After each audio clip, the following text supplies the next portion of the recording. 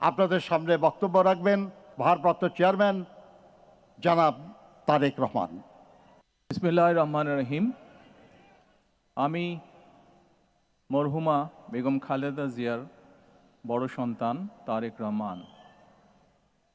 আমি আজকে এখানে উপস্থিত সকল ভাইয়েরা এবং বোনেরা যারা উপস্থিত আছেন,